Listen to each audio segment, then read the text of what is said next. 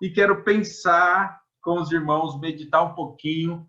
E se você já quiser ir abrindo a sua Bíblia aí no livro de Êxodo, nós vamos conversar um pouquinho, nós vamos refletir um pouquinho na palavra de Deus no livro de Êxodo, capítulo 1.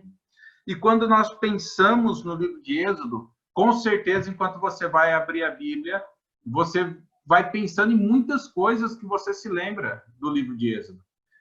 Talvez, pensando, começando ali por Moisés, sendo criado pela filha de Faraó, Moisés falando com Deus, sendo instrumento de Deus na vida do povo, as pragas ali no Egito, a saída dos israelitas do Egito, a travessia do Mar Vermelho, tantas coisas que nós vamos lembrando, que é muito rápido, né? É muito ligeiro na nossa mente, quando falamos de um livro bíblico ao qual nós já lemos pelo menos uma vez ou escutamos. Mesmo que você não tenha lido o livro de Êxodo inteiro nenhuma vez, com certeza, alguns desses itens que eu falei aqui, você se lembrou. Os que já leram várias vezes esse livro se lembrarão de muitos outros detalhes. Detalhes do começo do livro, do meio, lá do final. Vai se lembrar do motivo ao qual Moisés não entrou na Terra Prometida, né? Ali no finalzinho do livro do Êxodo. Mas existem alguns detalhes que estão logo no comecinho, que faz todo sentido para tudo que vai acontecer no futuro. Um detalhe importante é quando Israel saiu do Egito, ele já é um povo muito numeroso. Então, imagina só um povo com aproximadamente aí um pouco mais de 600 mil homens acima de 20 anos de idade. Se contar todas as pessoas, entre homens, mulheres, adultos, adolescentes, jovens, crianças, todo o povo, do mais novo ao mais velho, esse número ultrapassa os 2 milhões de pessoas. Ultrapassava os 2 milhões de pessoas. Uma nação, um povo numeroso, mas que começou ali com poucas pessoas, uma família, na verdade, famílias descendentes de Abraão que estavam ali no Egito. Uma quantidade de pessoas suficiente para formar uma nação, porém, para formar uma nação é necessário 3 coisas: povo, terra e senhor. Sem povo, sem terra ou sem senhor, não é possível se formar uma nação. Povo já tinha. Deus levantou ali 2 milhões, mais de 2 milhões de pessoas. Faltava a terra própria, que Deus já tinha definido qual seria essa terra e no futuro o povo viria a tomar posse. E o Senhor? Onde estava o Senhor desse povo? E é sobre isso que nós vamos pensar hoje. É sobre isso que eu quero te convidar a pensar. E pensando sobre o Senhor, o Deus de Israel, precisamos voltar um pouquinho antes, no final de Gênesis. E se o Luciano se lembrar, ele vai talvez se lembrar que uma das primeiras pregações que eu ousei a pregar foi no livro de Gênesis, ali falando sobre a vida de José, e eu tinha 15 minutos para falar, e eu escolhi um texto onde eu li o tempo todo, errei um monte de coisas, num culto de oração na PIB de Limeira, e eu suava mais do que se eu estivesse na praia. Eu saí naquele dia, daquele culto de oração, frustrado, porque eu não consegui transmitir aquilo que estava no meu coração. Mas eu não sabia como transmitir, e ao longo do tempo Deus foi trabalhando a minha vida, me capacitando, e eu já preguei sobre aquele texto em outro lugar, uma outra vez, e foi totalmente diferente. A ótica que temos hoje, que tenho hoje sobre a vida de José e o quanto Deus usou ele ali, é muito diferente daquele menino, né, aquele rapaz que estava começando na teologia, começando a usar, a falar um pouquinho da palavra de Deus, mas que Deus estava me desafiando, me lapidando. E pensando ali um pouquinho, voltando, né, antes de Êxodo, voltando no final de Gênesis, precisamos lembrar que José foi um instrumento de Deus ali no Egito. Deus cuidou de José, José entrou no Egito como sendo um escravo e terminou sendo governador ali no Egito. O maioral abaixo de Faraó. Faraó não ia contra o seu governo, né? As decisões de José, Faraó normalmente acatava, porque ele sabia que José era um instrumento de Deus sendo usado naquele lugar para combater a fome que logo mais chegaria naquela região. A família de José, né? Os descendentes ali de Jacó, que teve o nome mudado por Deus para Israel. Então, agora toda a família de Jacó, todos os descendentes de Jacó, está onde? No Egito, sob o cuidado de José, aquele que foi vendido pelos próprios irmãos como escravo, que passou por situações, passou por perseguições ali no Egito, mas que decidiu seguir a Deus. E como um servo do Senhor, o nosso foco não é exaltar as pessoas de forma nenhuma, mas precisamos lembrar que como servo do Senhor, José foi colocado em alto lugar de comando no Egito, como um propósito de Deus, como um propósito do Senhor para cuidar do povo dele, para livrar o povo dele, aquela pequena nação, podemos dizer assim, né? Aquele grupo de pessoas, aquelas famílias descendentes de Abraão, que viriam a ser uma grande nação no futuro, mas Deus já agindo em prol de cuidar desse povo, evitar que eles passassem fome, evitar que eles morressem por falta de provisão, e Deus cuidando nos mínimos detalhes deles. Esse é um pano de fundo ali do finalzinho de Gênesis, né? O povo ali da família de José já no Egito, e agora entrando no Êxodo, no livro de Êxodo, nós temos quantas pessoas ali entrando no Êxodo? Quando começa o livro de Êxodo, nós temos apenas 70 pessoas descendentes de Abraão no Egito. Um número muito pequeno para se tornar uma nação. Um número onde, quando nós olhamos aos olhos humanos, a gente fala, poxa, como que esse povo vai se tornar uma grande nação? Mas Deus havia prometido lá atrás para Abraão que faria dele uma grande nação. Deus havia prometido e o nosso Deus, tudo aquilo que ele prometeu, ele cumpre. Muitas coisas ele já cumpriu, outras promessas ainda serão cumpridas, mas essa Deus estava trabalhando nela, em formar uma nação. Deus cuida de seu povo e, como o Senhor Redentor que é, leva essas poucas pessoas a se tornar um povo muito numeroso, a ponto de causar medo em Faraó. Imagina só um povo que fazia já parte daquela região ali no Egito e agora começa a causar medo no Faraó.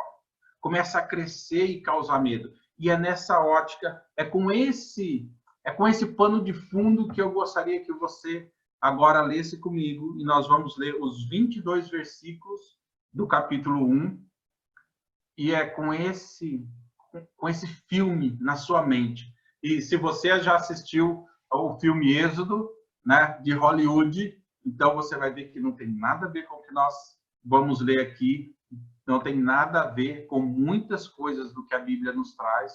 Afinal de contas, é um filme que Hollywood produziu, é um filme que está aí para comércio e nada mais do que isso, e precisamos lembrar muito bem disso. Mas com pano de fundo, com as cenas de Gênesis na sua mente, eu gostaria que você lesse junto comigo agora Êxodo, capítulo 1, e nós vamos ler os 22 versículos. Eu vou ler na NVI, ok? Êxodo, capítulo 1. São estes, pois, os nomes dos filhos de Israel que entraram com Jacó no Egito, cada um com sua respectiva família. Ruben, Simeão, Levi e Judá. Issacar, Zebulon e Benjamim. Dan, Naftali, Gade e Asser. Ao todo, os descendentes de Jacó eram 70. José, porém, já se encontrava no Egito. Ora, morreram José, todos os seus irmãos e toda aquela geração. Os israelitas, porém, eram férteis, proliferavam, tornaram-se numerosos e fortaleceram-se muito, tanto que encheram o país. Então, subiu ao trono do Egito um novo rei, que nada sabia sobre José. Disse ele ao seu povo: Vejam, o povo israelita é agora numeroso e mais forte que nós. Temos de agir com astúcia para que não se tornem ainda mais numerosos. E no caso de guerra, aliem-se aos nossos inimigos, lutem contra nós e fujam do país. Estabeleceram, pois, sobre eles chefes de trabalho forçados para os oprimir com tarefas pesadas. E assim os israelitas construíram para o faraó as cidades celeiros de Pitom e Ramsés. Todavia, quanto mais eram oprimidos, mais numerosos se tornavam e mais se espalhavam. Por isso, os egípcios passaram a temer os israelitas e os sujeitaram à cruel escravidão. Tornaram-lhes a vida amarga, impondo-lhes a árdua tarefa de preparar o barro e fazer tijolos, e executar todo tipo de trabalho agrícola. Em tudo, os egípcios os sujeitavam à cruel escravidão. O rei do Egito ordenou às parteiras dos hebreus, que se chamavam Sifrá e Puá: quando vocês ajudarem as hebreias a dar à luz, verifiquem se é menino. Se for, matem-no. Se for menina, deixem-na viver. Todavia, as parteiras temeram a Deus e não obedeceram às ordens do rei do Egito. Deixaram viver os meninos. Então, o rei do Egito convocou as parteiras e lhes perguntou: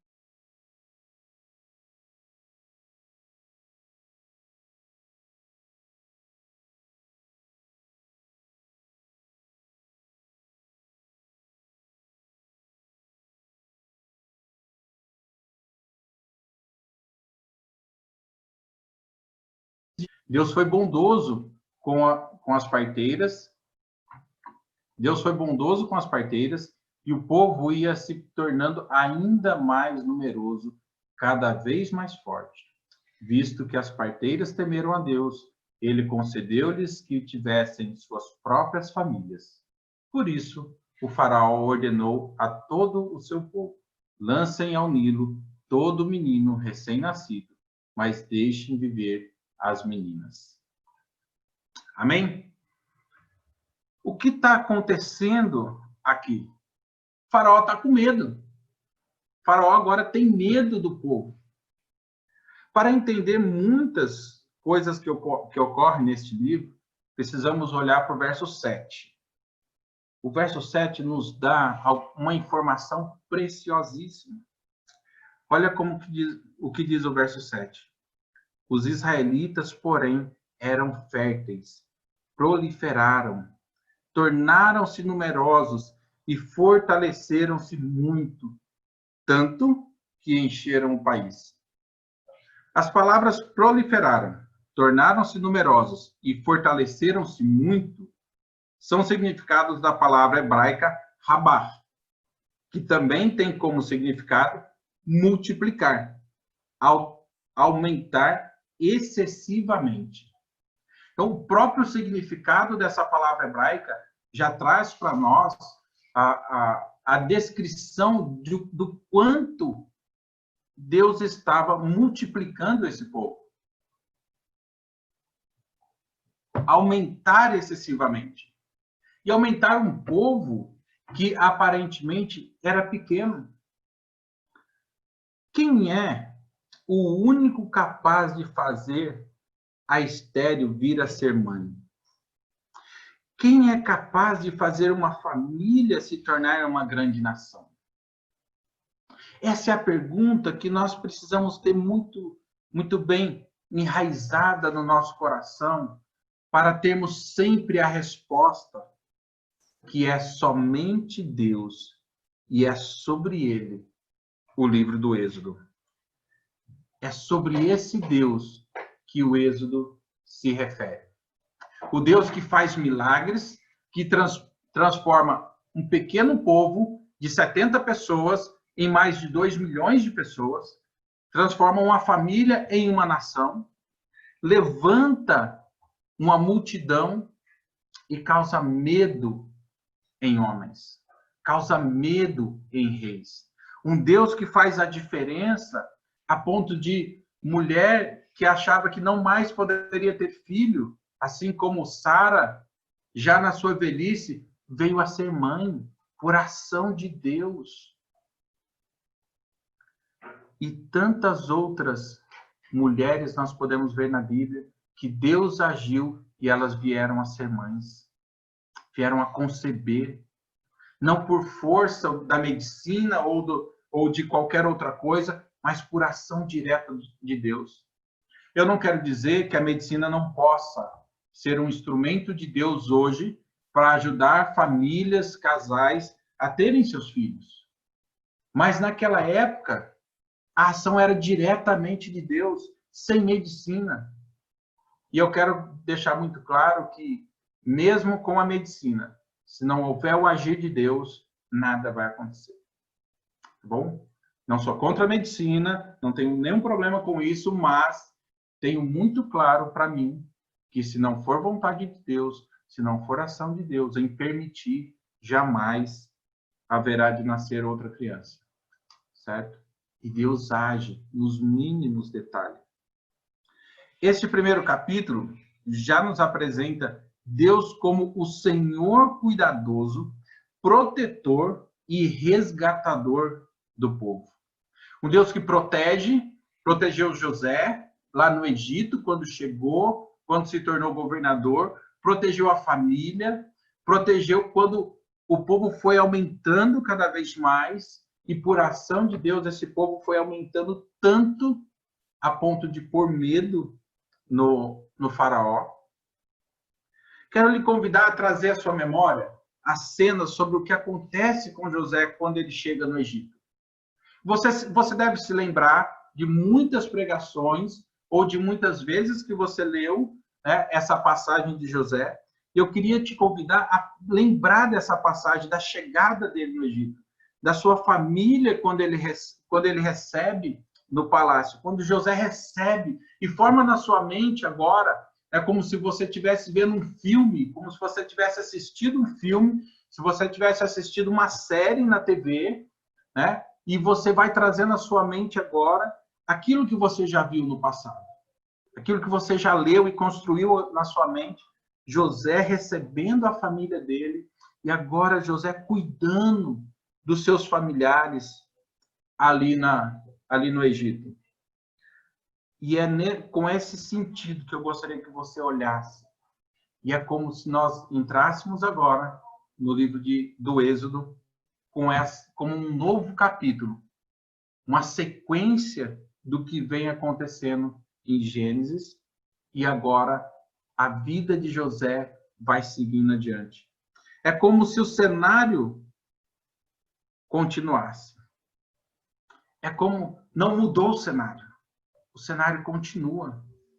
Só que com novas pessoas, mas com o mesmo Deus cuidando daquele povo. O mesmo Deus que cuidou de José, que cuidou da família dele, agora está cuidando do povo.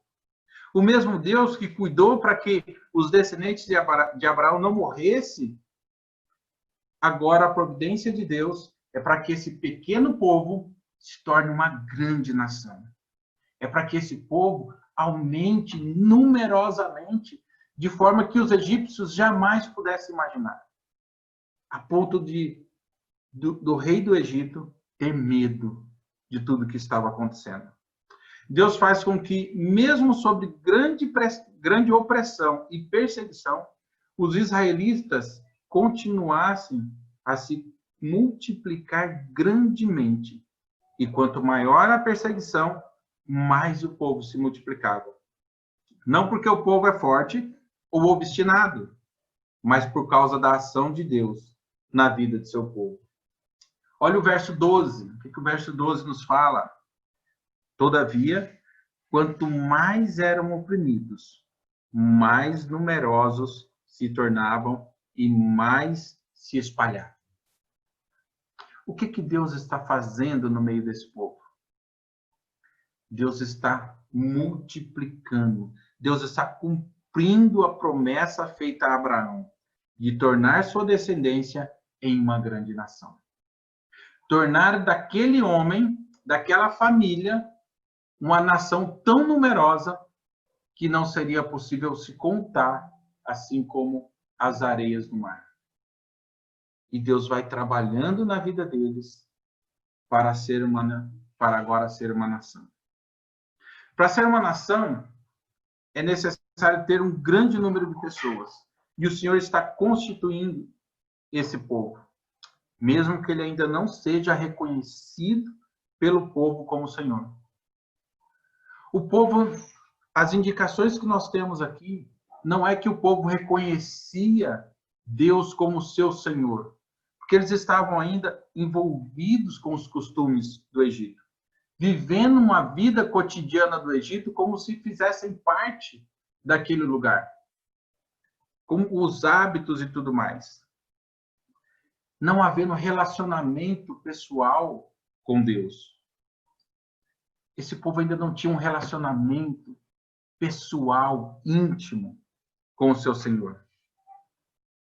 Eles viviam conforme os costumes. Eles sabiam sobre Deus, reconheciam que Deus havia constituído eles, que era através de Deus que eles estavam ali, e por causa de Deus que eles ainda tinham vida, mas eles não tinham um relacionamento pessoal com Deus ainda. Eles não reconheciam Deus como seu Senhor de forma incondicional. Mas Deus constrói, ou seja, Deus constitui de uma pequena porção de pessoas, de 70 pessoas ali, descendentes de Abraão, ele constitui uma grande nação. É Deus trabalhando em cada detalhe para chegar onde ele tinha projetado e onde ele já tinha dito: farei de você uma grande nação. Dessa forma, neste capítulo, podemos constatar o cuidado de Deus, até mesmo em usar as parteiras para não matarem os bebês meninos que nasciam entre os israelitas. Qual pessoa iria contra o rei do Egito, com o poderio que ele tem? Vamos pensar na nossa realidade hoje. Qual pessoa desobedece uma ordem direta do seu Senhor? Vamos pensar, né, no meio militar. Qual pessoa desobedeceria uma ordem do seu general ali no exército? Não desobedece. Naturalmente não desobedece. E assim no Egito era a mesma coisa. Naturalmente a pessoa não desobedeceria a Faraó. Não era costume das pessoas fazerem isso. Ainda mais que agora estava havendo o quê? Uma luta. O rei estava com medo do povo egípcio, do povo israelita, e estava armando situações para acabar com esse povo. Porque pensa só, matando todos os meninos, não haveriam homens adultos no futuro, não haveriam jovens, nem nada mais, teriam apenas as mulheres. Tendo as mulheres, o que eles fariam? Casariam as mulheres com os escravos, e ali eles teriam uma grande nação que não teriam mais uma ligação com outros povos, a não ser com o Egito. Dependentes e escravos totalmente do Egito. Mas o que Deus faz? Deus entra com a ação. E as parteiras agora, elas não obedecem ao faraó. O faraó desse período, possivelmente, é uma pessoa que vinha da 18ª dinastia daquela época, de um povo que não conhecia José e tudo quanto ele havia feito pelo Egito no passado. Muitos anos se passaram, guerras aconteceram, um novo povo toma o trono do Egito e agora Faraó tem medo dos israelitas. Em grande número, porque em grande número ele poderia se aliar com outros povos e entrar em guerra contra o próprio Egito, pois já eram mais numerosos e mais fortes do que os egípcios. Olha o que Deus está fazendo no meio desse povo. Mesmo o povo de Israel estando presente ali no Egito, morando no Egito, vivendo como os egípcios viviam, mesmo eles habitando como escravos, sendo escravizados, oprimidos, Deus continua cuidando e transformando esse povo de uma pequena porção para se transformar em uma grande nação. Deus continua trabalhando nos detalhes na vida daquele povo. Olha o verso 17 a 19. Todavia, as parteiras temeram a Deus e não obedeceram às ordens do rei do Egito. Deixaram viver os meninos. Então, o rei do Egito convocou as parteiras e lhes perguntou: por que vocês fizeram isso? Por que deixaram viver os meninos? Responderam as parteiras do faraó: as mulheres hebreias não são como as egípcias.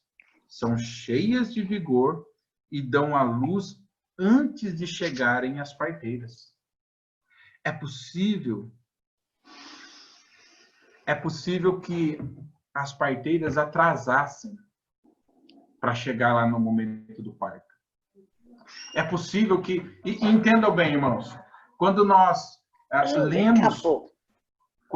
lemos a palavra de Deus e vamos para os livros de teologia, vamos para mais fundo dentro da cultura, nós conseguimos olhar para tantas coisas, nós conseguimos olhar para tantos detalhes as quais a cultura nos apresenta, e nós podemos ver que não era de qualquer forma, dentro da cultura egípcia, que eles desobedeceriam ao rei.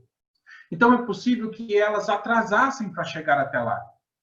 Porque se atrasando, os bebês nasceriam e elas não teriam que prestar conta para o rei. Então, dentro da cultura, isso é bem possível que tivesse acontecendo. Agora, nós não temos uma garantia de poder afirmar, falar assim, olha, era exatamente isso que estava acontecendo. Olha, elas faziam de uma forma ou de outra, arquitetava para que elas pudessem justificar isso diante do rei. Isso nós não conseguimos dizer com plena certeza. Mas o que nós podemos dizer com certeza é o seguinte: as parteiras temeram a Deus e não obedeceram às ordens do rei do Egito. Como elas faziam, não cabe a nós hoje ficar preocupados com se era de uma forma, se era de outra, se elas mentiam, se elas não mentiam. Não é esse o fato. O fato é que elas temeram a Deus. E é possível que, de uma forma ou de outra, elas arrumavam um jeito para que essas mulheres tivessem seus filhos sem que elas tivessem que prestar contas a Faraó. Porque elas estavam muito mais preocupadas em temer a Deus do que temer a Faraó. Elas não estavam preocupadas com o Faraó por causa do temor delas a Deus. A minha pergunta para nós hoje é o quanto nós estamos temendo a Deus e deixando de temer os homens, deixando de temer a sociedade da nossa época. Ou nós estamos temendo a pessoas e tomando decisões, fazendo escolhas, pensando em pessoas, em benefícios, em se vou agradar uma pessoa ou outra, ou se vou desagradar outra pessoa, fazendo escolhas pautadas em homens. Precisamos manter o nosso temor em Deus. E foi esse temor que levou essas parteiras a escolherem justamente obedecer a Deus e não ao rei do Egito. E eu não estou querendo dizer que Deus foi lá e deu uma ordem para elas. Não, tão somente elas não matavam os meninos. Elas não obedeciam ao rei do Egito, ao faraó. E por causa do temor delas a Deus, Deus as abençoou com suas próprias famílias. Olha que bênção! Olha como Deus coloca para nós desde o passado que a família é uma bênção preciosa de Deus na vida das pessoas, nas nossas vidas. Deus agindo na vida do seu povo e na vida dos que o temem. Esse é o nosso Deus. Você já viu Deus deixar de agir na vida de alguém que teme a Deus? Que escolhe obedecer a Deus e fazer aquilo que realmente agrada a Deus? Você já viu alguém ser desamparado por Deus porque tomou uma atitude ou fez uma escolha com base no temor a Deus? Eu creio que não. Nós nunca veremos isso, porque Deus ele honra cada pessoa que o teme. Deus cuida de cada um. Eu não quero dizer que nós, pelo fato da pessoa ser temente a Deus, ele não vai ter problemas, não vai ter problema de saúde, ele não vai ter problema financeiro, ele não é isso. O detalhe é que Deus vai sustentar cada pessoa para que essa pessoa passe por esses problemas glorificando a Ele. Para que ele sobreviva no meio desses problemas, exaltando o nome de Deus. Reconhecendo que só é possível passar por tudo isso por causa de Deus e não por causa do homem. Para ter uma nação, lembra? No comecinho eu falei o que precisavam, o que é necessário para se ter uma nação? Quais são as três coisas, os três itens? Povo, terra e Senhor, ok? Joia. Então, para se ter uma nação, o que Deus está fazendo? Constituindo um povo. Por quê? Porque Senhor tem desde o início, desde a criação. E se nós olharmos para tudo que o Senhor protegeu José, toda a sua família ali no Egito, e tudo que ele veio fazendo, ele vai mostrando para o povo. Olha, eu estou aqui cuidando de vocês. Olha, eu estou cuidando de cada um de vocês e fazendo de vocês uma grande nação. O povo está sendo constituído pelo Senhor e terra. Em breve, o povo tomará posse, pois o Senhor já tem separado para eles a terra prometida. Porque Deus prometeu fazer de Abraão uma grande nação, não prometeu? E Deus está cumprindo.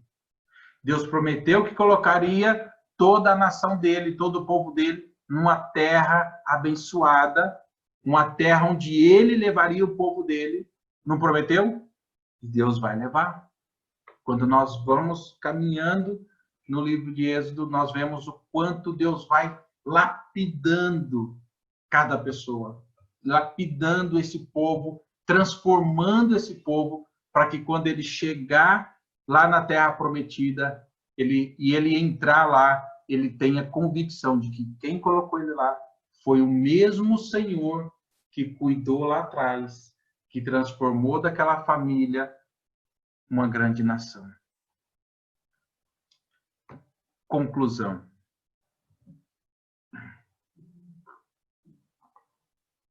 Podemos concluir da seguinte forma esse capítulo 1. Não importa o quanto o homem faça por suas próprias forças ou por seus próprios planos, o homem jamais conseguirá impedir que os planos de Deus se cumpram. Dizer que não conhece a Deus não é uma desculpa para justificar as escolhas e erros cometidos, pois os que temem ao Senhor escolherá estar ao seu lado, mesmo que isso lhe coloque em perigo por causa de perseguições humanas. Temer a Deus é uma prioridade para o cristão. Segui-lo é consequência de seu temor, associado com a dependência do cristão em Deus. Para cada um que é cristão, que já reconheceu Cristo como seu Salvador, viver uma vida de temor a Ele, viver uma vida onde nos coloca num relacionamento fiel e firme com Ele, vai nos colocar também numa dependência do Senhor, uma dependência nele para todos os dias continuar glorificando a Ele. Precisamos lembrar que hoje já temos toda a revelação de Deus e que o padrão dele para nós está escrito em sua palavra, na Bíblia, para que possamos ser guiados e tomar as decisões mais corretas diante de Deus. E na época do Êxodo, eles não tinham o que temos hoje. Eles tinham a ação de Deus, do mesmo Deus que age hoje nas nossas vidas, na nossa sociedade, na vida dos seus filhos, na vida do cristão, na vida daquele que também não reconhece Deus como seu Salvador, mas Deus está agindo também na vida dele, independente se é para bênção ou se é para julgamento, Deus continua agindo na vida de toda a sociedade. É o mesmo Deus. Porque Deus agiu na vida de muitos no Êxodo para julgamento e na vida de muitos para bênção. O que não é diferente hoje.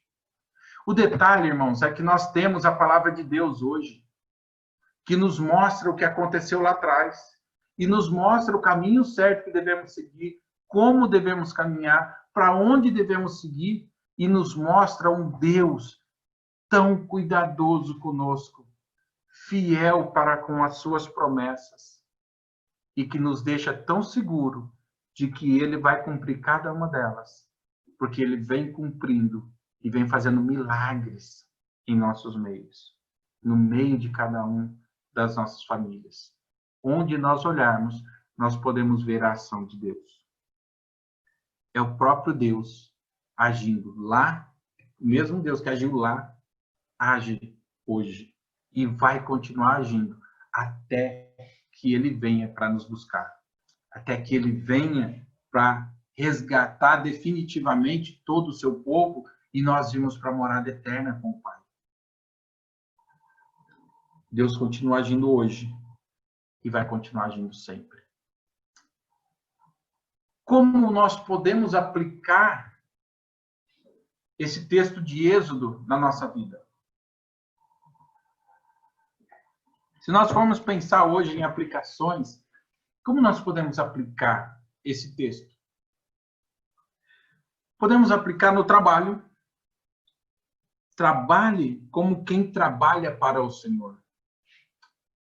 O seu patrão, ele não é maior do que o seu Senhor, do que o nosso Deus. E você só está lá naquele emprego porque Deus tem permitido você estar lá naquele emprego. E Deus quer te usar naquele lugar também. Na escola, estude, faça suas tarefas, inclusive as provas, tá? Para quem está estudando ainda, não cole. Não vá buscar alternativas das quais desagrada a Deus, mas passe por esse tempo de estudo como quem presta contas ao Senhor. Nós, cada um de nós, prestamos contas ao Senhor. Na família, cada um de nós temos o nosso papel na família. Porém, todos nós devemos servir e cuidar uns dos outros, prestando contas ao nosso Senhor. Deus deixa muito claro, e se nós pegarmos a palavra dele e formos olhar o papel de cada um, o papel do pai, da mãe, dos filhos, o papel de cada um na palavra de Deus, está muito bem claro ali, muito bem específico. Então, se nós cuidarmos uns dos outros e cada um fizer o seu papel, certamente nós estaremos glorificando a Deus. Mas, Orley, eu não consigo. Olha, eu não consigo. Eu não consigo olhar para o meu chefe e dizer assim, eu trabalho como trabalho para o meu Senhor. Porque cada vez que eu olho para ele, cada vez que eu olho para o dono daquela empresa, me deixa com raiva por causa das atitudes dele, porque ele não é crente, porque ele faz coisa errada, ele faz tramite, ele faz o que for. Você precisa de ajuda? Sabe por quê? Porque, em primeiro lugar, nós servimos a Deus. Nós temos que prestar contas a Deus em primeiro lugar. E se você precisa de ajuda, busca, tá? Tem pastor aí, tem irmãos que podem te ajudar. Não deixa esse negócio passar batido. Na escola, olha, cada vez que eu vou para a prova, eu fico tão nervoso que eu preciso colar, senão eu não consigo passar de ano. Você está fazendo a coisa mais errada que você poderia imaginar. Sabe por quê? Porque, em primeiro lugar, você não está dependendo de Deus para trazer à sua memória todas as coisas que você estudou. O segundo você estudou? Você está indo na escola realmente para estudar? Então, se você precisa de ajuda, peça. É possível, tá? É possível não só passar de ano, mas aprender, reter conhecimento, ganhar conhecimento com os estudos, por causa de que Deus vai nos capacitar. E deixa eu te confessar uma coisa. Recentemente, eu estou no segundo módulo do mestrado nesse semestre, né? Então, já é o segundo módulo de teologia que eu estou fazendo esse semestre. Agora é teologia do Pentateuco e o módulo passado foi narrativas bíblicas. Olha, no mínimo umas 4 vezes eu pensei em parar com aquele módulo, achando que eu não ia dar conta de todas as coisas, todas as obrigações, de acompanhar o raciocínio do professor, acompanhar as tarefas, ler tudo que tinha que ler, fazer as tarefas que tinha que fazer. Eu imaginava assim, olha, eu não vou conseguir. Por várias vezes, eu falei assim, eu não vou conseguir. E por várias vezes, o mesmo Deus que sustentou o povo lá no Egito, que cuidou deles, me sustentou aqui, para que eu conseguisse chegar no final e concluir o módulo. E teve vezes, irmãos, de eu olhar para a tarefa e falar assim, eu não estou entendendo nada dessa leitura. E voltar na leitura e refazer a leitura e chegar no final e falar assim, faz sentido. A ponto de rever até mesmo algumas formas de pregações que eu já preguei no passado. Olhando para a palavra de Deus, o cuidado no olhar para a palavra de Deus. E hoje eu vejo o quanto Deus trabalhou a minha vida e a minha dependência nele, naquele módulo. E esse módulo não é diferente. Lidar com a teologia do Pentateuco não é diferente. Então serão mais 8 semanas, mais 7 semanas pela frente ainda, com a teologia do Pentateuco, e se não for pela misericórdia de Deus, e me dar a capacidade, me capacitar por minhas próprias forças, eu sei que eu não vou conseguir. Mas eu sei o quanto ele tem me moldado para poder chegar lá na frente. E a minha preocupação e o meu desejo não é por causa das pessoas. É por causa do meu potencial. Eu sei o quanto de dificuldades eu tenho para conseguir fazer a quantidade de leituras e reter a quantidade de informações necessárias. Mas eu sei que Deus está capacitando a minha vida. Deus está colocando coisas na minha mente que eu tenho me lembrado e eu jamais imaginava que eu fosse me lembrar de coisas que eu li nos últimos tempos. E quando eu olho para a minha estante hoje, o Luciano vai se lembrar disso, que, né, no começo eu não tinha um livro de teologia. Hoje, quando eu olho para a minha estante de livros, a Paula fala assim, você não vai comprar mais livro esse mês não, né? Você não está precisando de nenhum livro não, né? Porque se você estiver precisando de livro de teologia, eu já sei que eu tenho que pensar na estante, porque daqui a pouco você está comprando livros. Para quem não gostava de ler, Deus colocou no meu coração um desejo pela leitura teológica e um amor por isso, que por mim mesmo eu não sei descrever. E se o Luciano for lembrar da minha casa no passado, ele vai se lembrar que não tinha um livro lá que não fosse a Bíblia. Tinha a Bíblia e mais nada. Os outros livros eram livros da Paula, vários livros que ela sempre gostou de ler, que ela tinha, e livros de criança, a Isa era criancinha, mas livro de teologia, Orley estudando teologia, fazendo um tanto de leitura, igual faz hoje, não. Então, irmãos, Deus capacita. O mesmo Deus que capacitou aquele povo lá no Egito para servir a Ele lá na frente, é o mesmo Deus que capacita nós, que nos capacita. E mais para o futuro nós vamos ver outros textos em Êxodo, né, e se você...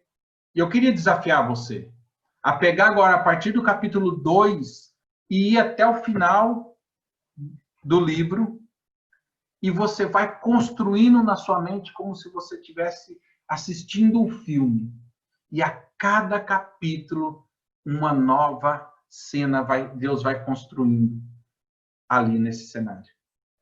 E você certamente não vai se esquecer de muitas coisas que você lê. Porque Deus vai te capacitar para trazer à mente, sempre que falar Êxodo, você já vai ler, já vai vir na sua mente um monte de informações. Com certeza. Todos nós, seja no meio secular, seja no meio ministerial, prestamos contas ao nosso Senhor. E a Ele devemos agir, devemos viver, devemos reverenciar, devemos honrar ao nosso Deus a todo instante. Nós devemos viver por Ele, para Ele e com Ele a todo instante. Enquanto estivermos nessa terra, precisamos dar o testemunho de um Deus vivo que transforma pessoas, transforma gerações, transforma famílias e nos leva a glorificar a Ele. Porque a palavra de Deus é sobre Deus. Nós somos a parte de tudo que Ele vem construindo. Mas leia a palavra dele como sendo sobre Deus. E você vai ter uma ótica diferente em tudo que você vai ler. Mesmo quando ele está salvando pessoas, está usando pessoas, está cuidando de pessoas. Mesmo quando nós olhamos para livros, por exemplo, como o de Esther, que não menciona o nome de Deus, mas é sobre ele. E Êxodo não é diferente. Vamos orar? Agradecer a Deus. Senhor nosso Deus, nós queremos te louvar, Pai. Te agradecer pela tua palavra. Te agradecer, Senhor, por tudo que o Senhor tem cuidado de nossas famílias, de nossas igrejas. Obrigado pela igreja de Iracemápolis, Pai, que o Senhor tem cuidado de cada pessoa. Tantos irmãos que ali estão, ó Pai, desejosos de poder se reunir novamente, presencial, estar juntos ali, cultuando ao Senhor, tanto através dos louvores, quanto através da Tua palavra, Pai. Ali tomando aquele cafezinho uns com os outros, glorificando a Ti pelas oportunidades que temos de nos encontrar novamente, Pai. Pai, nós queremos te louvar por essa igreja, te louvar por esses irmãos, por cada vida, ó Pai, que tem se dedicado a te servir. E também queremos orar, Senhor, por cada pessoa que tem frequentado a igreja ou que tem tido contato com as pregações, porque está online agora. Mas, Pai, que se tem alguém hoje ouvindo essa mensagem e não te conhece como único Senhor e Salvador, ó Pai, que essa pessoa venha estar com o coração aberto, que o Senhor venha quebrantar esse coração, ó Pai, e se ela tiver dúvidas, que ela procure o pastor, procure um amigo que faça parte dessa igreja, que possa tirar dúvidas, entre em contato com a gente, para que possa esclarecer as dúvidas sobre o Senhor, ó Pai, mas que ela possa vir a entender o Evangelho plenamente. Possa vir a entender, ó Pai, o plano da salvação corretamente e te reconhecer como o único Senhor e Salvador da vida dela, Pai. Senhor, que muitas e muitas vidas, ó Pai, possam ser acrescentadas ao teu reino. Que muitas e muitas vidas, ó Pai, possam ser acrescentadas também a esta igreja, pessoas que venham a reconhecer a Ti como Senhor e Salvador, alcançadas naquela cidade, ó Pai, ali em Iracemápolis, e que muitos, ó Pai, possam olhar para Ti, glorificando o Senhor por um dia ter sido alcançado, ó Pai, ter sido resgatado pelo Senhor. Pai amado, nós Te louvamos, nós Te agradecemos, Pai, por tudo que o Senhor fez ali no Êxodo, tudo que o Senhor fez na vida de cada pessoa, transformando de uma família uma grande nação. Obrigado, Pai, por resgatar o teu povo, por nos resgatar. Obrigado porque um dia o Senhor nos resgatou, ó Pai, nos tirou da perdição eterna e nos deu vida eterna, Pai. Somos gratos por tudo que Cristo Jesus fez ali na cruz, pela morte, pela ressurreição dele e pela verdadeira esperança e certeza que temos de que um dia estaremos face a face com o Senhor, por causa de tudo que Cristo fez por nós, mesmo nós não merecendo. Obrigado pelo teu Santo Espírito, Pai, que nos constrange a sermos transformados, a sermos lapidados, para sermos mais parecidos com o Senhor. E que assim, ó Pai, como o Senhor transformou aquele povo em uma grande nação, que nós possamos ver todos os dias de nossas vidas, Pai, muitas e muitas pessoas sendo acrescentadas ao teu reino, ó Pai, a essa nação do Senhor, não ao Israel, mas ao povo de Deus, não a uma cidade ou a um país, mas ao seu povo, Pai, a sua família, a família de Cristo Jesus. E que nós possamos ser um bom testemunho, Pai, sobre o Senhor. Um bom testemunho do Senhor para muitas pessoas ao nosso redor. Te louvamos e te agradecemos por tudo. Em nome de Jesus Cristo que nós oramos. Amém e amém.